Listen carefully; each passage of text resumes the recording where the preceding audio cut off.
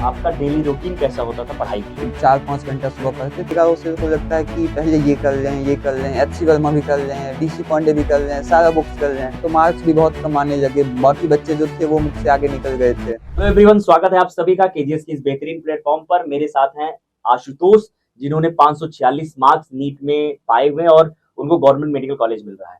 तो पहले तो आशुतोष, तुमको बहुत बहुत बधाई।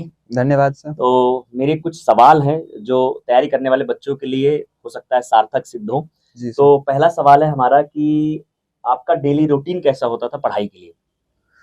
डेली रूटीन सर मेरा तो, क्योंकि 2 बजे से शाम का मेरा बैच था, तो 2 से 8:30 तक मेरी पढ़ाई होती थी। तो सर हम रात में हम थोड़ा लेट से सोते थे, 11 बजे 12 बजे के आसपास। तो सुबह 7 बजे उठते थे और उसके बाद फिर फ्रेश वगैरह होके 8 से 10, 11, 12 ऐसे पढ़ते थे और 4-5 घंटा सुबह पढ़ते थे। उसके बाद फिर कोचिंग, फिर रात को जाके थोड़ा बहुत पढ़ते थे, रिवाइज करके सो जाते थे। दूसरा जो प्रश्न उठता है कि रिसोर्सेज बहुत ज्यादा है।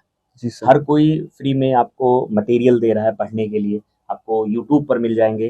तो आपका रिसोर्सेज या बुक्स का जो सिलेक्शन था वो किस प्रकार था, या क्या सुझाव दोगे तैयारी करने वाले बच्चों के लिए?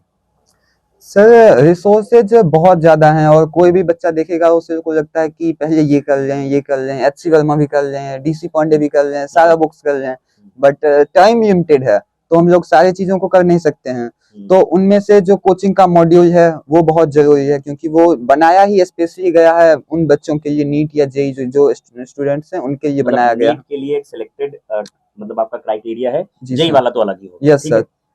कैसे तय करते थे कि कौन सा टॉपिक पहले पढ़ना है, टॉपिक सर या कोई सब्जेक्ट पहले पढ़ना है? सब्जेक्ट सर ऐसा कोई खास नहीं था, और टॉपिक में था कि एनसीईआरटी जो सीक्वेंस बनाता है, तो एनसीईआरटी एक सोच समझ के सीक्वेंस बनाता है कि बच्चा पहले ये पढ़ेगा तो उसे ज्यादा समझ में आएगा, फिर ये पढ़ेगा। लेकिन तो जैसे एनसीईआरटी एग्जाम के पैटर्न में जो क्वेश्चंस हैं, क्वेश्चन पूछने की जो प्रायिकता है, यस तो वो क्या हो जाएगी, किसी किसी चैप्टर में बहुत ज्यादा है। यस है ना?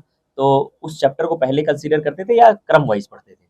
बहुत सारे बच्चों का सवाल आता है ये। सर जैसे कुछ चैप्टर्स होते हैं जो हाई स्कोरिंग चैप्टर्स होते हैं, तो टीचर्स भी उन पे थोड़ा ज्यादा फोकस करते हैं, तो उन पे ऑटोमेटिकली थोड़ा ज्यादा अटेंशन चला ही जाता है। और जो लो स्कोरिंग चैप्टर्स हैं उनको भी पढ़ना बहुत जरूरी है, तो उनको भी साथ में ही पढ़ते थे। ठीक है। तैयारी के दौरान आपका सबसे मुश्किल समय कौन सा रहा? सर तैयारी के दौरान जब दीपावली और छठ पूजा की छुट्टी होती है, तो उन छुट्टियों में सर मैं घर चला गया था। अच्छा। तो उसी दौरान सर मेरी थोड़ी तबीयत भी खराब हो गई थी, तो उस समय सर बिल्कुल भी नहीं पढ़ पाया था। उस समय में या उसके बाद आपने कैसे खुद को मोटिवेट रखा? सर उसके बाद फिर धीरे धीरे सर कोशिश की, फिर यहाँ आए तो मार्क्स भी बहुत कम आने लगे। बाकी बच्चे जो थे वो मुझसे आगे निकल गए थे, तो धीरे धीरे पढ़ते गए, समय के साथ इम्प्रूव होते गया। और फिर कभी उस समय लगा कि आपका इस बार सिलेक्शन नहीं होगा? नहीं सर, ऐसा तो नहीं लगा, मतलब पहले से बिलीव था कि हाँ मेरा हो सकता है सिलेक्शन। चलिए, बहुत सारे लोग कहते हैं कि ये इनका सिलेक्शन हो चुका है, या ऐसे हैं जो पढ़ाई तैयारी कर रहे हैं उनके बच्चों के लिए कुछ कहिए। लेकिन मैं ये सवाल नहीं पूछूंगा, क्योंकि बच्चों को ऑलरेडी वो सारी चीज पता चल गई है मेरे क्वेश्चन के माध्यम से कि उनको क्या करना चाहिए। तो किस फील्ड में जाना चाहते हैं, मतलब मेडिकल में कौन सा क्राइटेरिया, जैसे मैं बोलूँ कि न्यूरोलॉजिस्ट, कार्डियोलॉजिस्ट, गायनेकोलॉजिस्ट या डर्मेटोलॉजिस्ट, कहाँ क्या सर सोचा है? मेरा मन है कि मैं पीजी के बाद न्यूरोलॉजिस्ट में स्पेशलाइजेशन करूं। चलिए ठीक है, बहुत बहुत शुभकामनाएं आपको। यस ठीक है, थैंक यू सर।